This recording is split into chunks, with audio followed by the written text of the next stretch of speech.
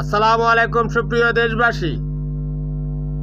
আয়নাঘর নিয়ে চরম বিতর্ক দেখা দিয়েছে। বিতর্কটা আসলে নয়, বিতর্ক হচ্ছে যারা এটা নিয়ে প্রশ্ন তুলেছে তাদের মস্তিষ্ক নিয়ে।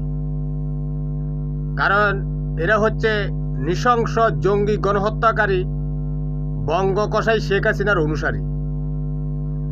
তারা বলতেছে আয়নাঘর কেন পরিপাটি, রং করা, তারপর ভাঙ্গাচুরা। এই সমস্ত দানবগুলা জানে না যে সমস্ত নৃশংস জঙ্গিরা তাদের জঙ্গি কার্যক্রম চালায়, পরবর্তীতে সুযোগ পেলে তার প্রমাণ মুছে ফেলতে চায়। আয়নাঘরে যে রুমগুলো ছিল সেগুলো খুপড়ির মতো, একটা দরজা সমান, একটা দরজা যতটুকু ততটুকু। এই প্রমাণ মুছে ফেলার জন্য জঙ্গিরা অনেক চেষ্টা করেছে,